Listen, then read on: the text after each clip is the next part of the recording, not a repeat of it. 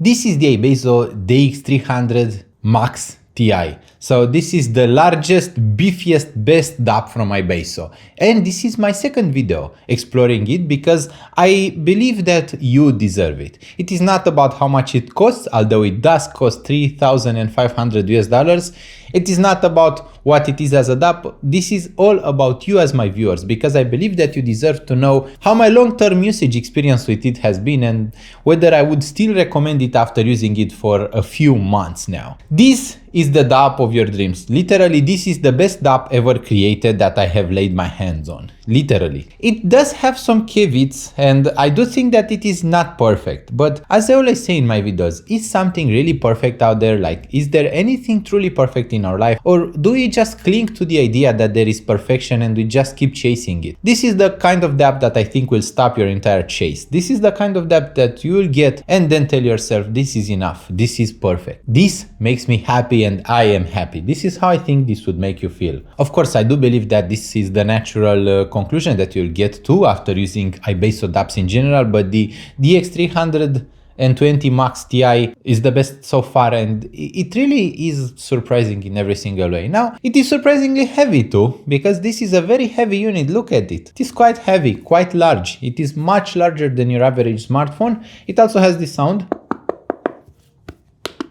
So there is some space between the edges and the internal components, which is not a problem. It doesn't give in to flex, it doesn't give in to pressure, but what it does do, it offers the option to replace the battery. Replacing the battery takes about 5 minutes, or 3 minutes if you are quick, or 7 minutes if you are really slow and careful. You just need to unscrew those two screws, you take off the back, you take off the old battery, you put in the new battery, and you are done. So for a DAP that costs so much, you can replace the most important part of it, the battery. It also doesn't have anything that would burn in time, so the DAC is solid state, the amplifier is solid state, everything is solid state. So it can theoretically survive for more than 10 years of usage, which I think is important for a product which is priced at $3,500 US. So you can purchase this and be set for life, forever. You don't have to upgrade it anymore. You can have it as the ultimate DAP that you will ever purchase. iBasso also offers extraordinary support for those, and for their products in general. I am still seeing updates on really old and really old products that have been launched for years now, and they still support them. iBasso is great at giving you a good experience with all of their products. At the front we have a display, of course, it is natural. The display is quite a bit smaller than the face, so you have thick bezels, black in color, but that is not a problem since you don't want to keep having to not touch the edges. Since it is so heavy, I can one-hand it, but I think that someone with smaller hands will have trouble using this with one hand. So it is good to have some thicker bezels. You can install basically everything on it, from Google Play, APK Pure, you have some Chinese apps, you can install every single app including Tidal, it will run Tidal perfectly, and every other app. It does have 128 gigabytes of internal memory, which I think is great. It is running Android 11, and iBasso promised that if there would be any advantage to upgrading the Android to 12 or 13, they will upgrade it. But the upgrade has to be advantageous for the sound, not just the Android environment, because so far this Android 11 offers the best sonic performance for the DX320 Max Ti. The CPU is more than quick enough for it. It has 60 Hz of refresh rate for the display, which is more than enough for a DAP. I mean, just look at this. You don't really need to have a higher refresh rate, since what you'll be doing with this would be mostly browsing your collection of music or streaming. This is not made for videos. Think about it this way: if you wanted to watch videos, you would grab something like the Samsung S23 Ultra, which has a larger, wider and taller display, a higher maximum brightness, and 120 Hz of refresh rate. So that would offer a better experience for watching movies. Of course, the DX320 Max Ti would sound much better, and as far as I know, you can use this one as a USB dock for the S23 Ultra. So if you want to have a smartphone for watching movies to have a great display, you can use this one as the audio part, which I think is quite excellent. Especially the S23 Ultra is compatible with most USB docks out there, and it has better compatibility than any other smartphone that I know of. To browse music, you have this display. You also have those buttons buttons. On the side you have the on-off switch, and you have forward, play, pause and backwards button. At the top we have a micro SD slot which can accept cards as high as 2 terabytes. We have a coaxial output. We have the USB Type-C input/output. It can be used as a USB DAC, although there is a minor amount of delay. I have wrote about this in my full written review. The delay is not really noticeable with most video content, but it is there, and it is something that some of you may want to know about. We also have the DC 12 volts input, and this is important. You need 2 chargers to charge up the DX320 Max Ti. Basically you need USB Type-C charger to charge the battery for the digital part, DC 12 volts charger to charge the analogic battery. There are 2 different batteries, and the reason for that is for the sonic quality. A lot of the optimizations that iBasso implemented in this DAP are for the sonics, so that it can sound better. Having 2 batteries means that it has much longer battery life than DAPs without 2 batteries, but the digital battery drains out much faster than the analogic battery. So although you need a separate charger for this, you get 2 to 3 extra charges on the analogic battery compared to the digital battery. At least this is what I've been getting. It all depends on the volume and on the quality of the files you are listening to, but the digital battery would always run out faster than the analogic battery. At the base of the DAP we have a balanced phone output or line output in 4.4mm format, and we have a single-ended headphone output or line output in 3.5mm single-ended format. We also have this switch which switches between gain modes, and this was also something that people have noticed, that this one, if you push it a bit too hard, it will start going way more or way less than it is supposed to. So now it is at 4, but as you may be able to notice, it shows more than 4. So it still works, it works perfectly. It's just that I have pushed it once or twice a bit too far, and that is why now it goes more than it should have. Please take care of your devices. Especially when you pay so much for a product, you should be treating it with care. You shouldn't like force it. The volume wheel is super important because it has a stepped attenuator volume controller. What this means? Well, basically every single volume has a step. There is no continuous volume rotating, and it has steps of volume. Each step is perfectly balanced in general, and it will sound much better than having a typical volume wheel. What is the disadvantage? Well, between the volume steps you will get total silence, and also to find the perfect spot between 2 volume steps you have to like wiggle it a bit until you find the perfect step. You will know when you are in that perfect step, but you have to find it. When you find it, the channel balance is perfect, the quality is perfect, and it will just generally sound much better. A lot of people in the official Headfight thread have been complaining about this and asking why this implementation. The whole idea is that it offers better sonic performance, and comparing it with some high-end desktop amplifiers, for example Wells Milo, which also has a stepped attenuator volume. Wells Milo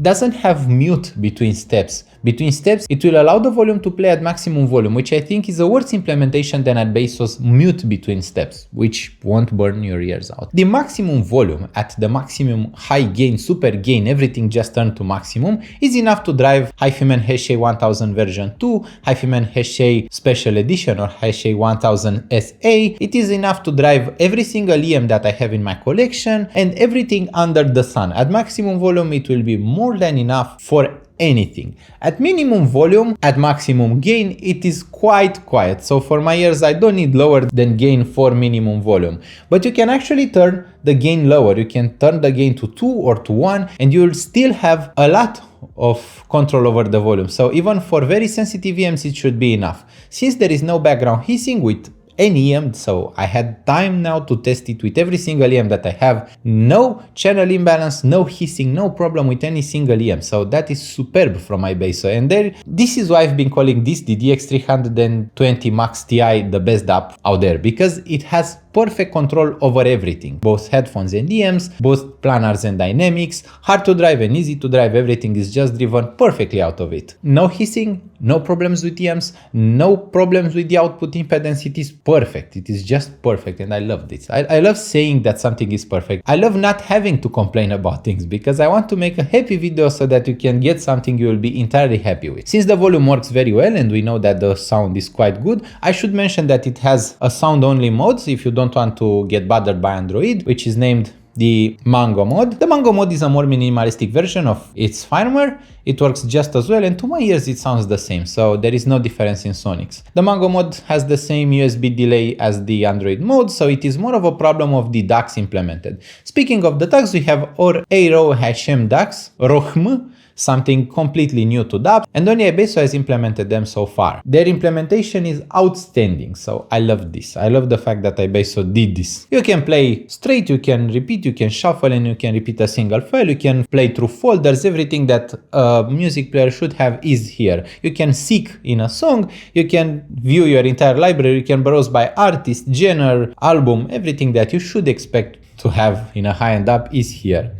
What is also here is a very high quality equalizer, which I found to be very useful because sometimes my headphones don't sound the way I want them to, and I love having some equalizer. We now have a DAC volume, and after the latest update in the firmware, people have been concerned about having a DAC volume, which you can set between 83 and 100. Basically, this would allow you to lower the volume of the DX320 Max Ti even further than it is allowed by minimum volume at gain 1. But I personally don't think it is necessary. At volume 1, gain 1, it is so quiet that I can barely hear my music. So that is really not necessary. I would leave the DAC volume at maximum, but still it is nice to have the option for those that needed it. From what I understand, there were quite a few people who needed that. There is no difference between using a micro SD card or the internal memory. It works just as fast and the sound quality is the same. You can also activate the ultimate mode, in which all of the 4 BD34301 AKV DACs will be utilized at the same time, and that I think is important. I don't know why would you purchase a $3,500 product if not using it to the maximum. I think that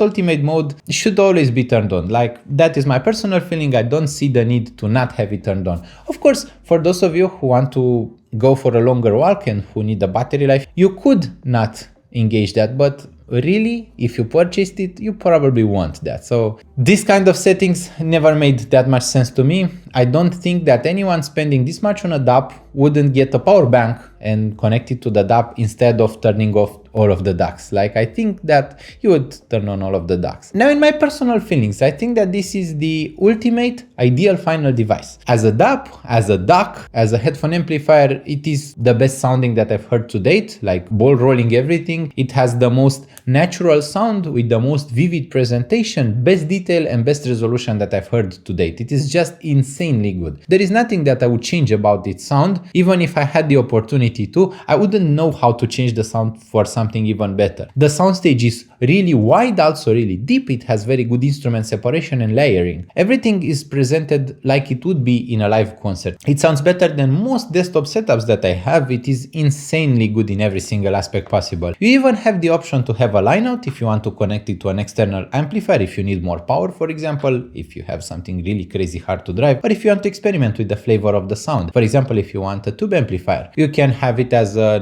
DAC for a large stereo system that you can just grab and take it with you while you go on a walk. I do that sometimes. It is a great walking companion, and I mean, while the angle of my camera doesn't allow you to see, it actually fits in my pocket quite well, so my pants aren't falling off. I can have it in a pocket, my pockets are large enough for it, but DD Hi-Fi also makes some side bags if you want to carry it in a side bag, but I think all of those solutions are practical. It doesn't get warm enough during usage to be a concern. For example, it doesn't get nowhere near as warm as a Ketch's S300 Plus would do. Even though it is also running in class A, the powers we are talking about are not that high, so even if you are using it while it is charging, the temperature won't be a problem. It does come with a beautiful transport/protection case, and that is more than I can say about the Samsung S23 Ultra. The S23 Ultra does not come with a charger, cable, case, screen protector, nothing. It is just the smartphone in a cartoon box. While iBasso, when they make a flagship, they really make that a flagship. They include a protection case, they include a burn-in cable, they include a USB cable, and a lot of other stuff, even a coaxial cable. So you need to appreciate the kind of effort they put in when they make a flagship. Of course, the price is quite high, and we can't deny that. The price isn't the lowest. But do you want the ultimate experience? Do you want to have the ultimate DAP? Or do you want to have another DAP that you likely upgrade from in a few years, or even in a few months for some people?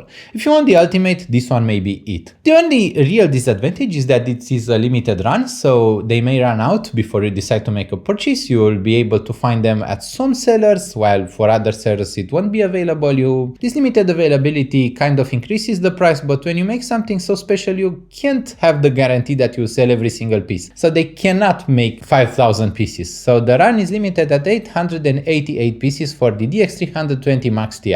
I think that the design is so good, the overall sound is so good that I would totally go for it. Now, it is not a smartphone, you have to understand that. No camera, no games, no video watching, it isn't designed for those things. The display has only 60 Hz as a refresh rate, and in my experience, it is not frustrating to use in any way. It is very practical and very good to use, but nothing about it makes it a smartphone. It is a high-end DAP, and for that it is perfect. The music streaming is perfect. Using the Wi-Fi or the Bluetooth does not introduce noise, so the circuits for those and the antennas are well isolated from the sound circuits, and everything just works perfectly. Even after using it for so long, I can still say that it surprises me every single time I start it up. I hope that if you decide to go for it, it will surprise you. I hope that you'll consider subscribing to Audiophile Heaven, leave a like on this video, please leave a comment if you have questions. Also, I have a PayPal link if you want to donate and if you want to help my effort to improve my content. I thank you so much for watching and I hope you have a lovely week out there. I hope we'll see each other really soon. Bye bye.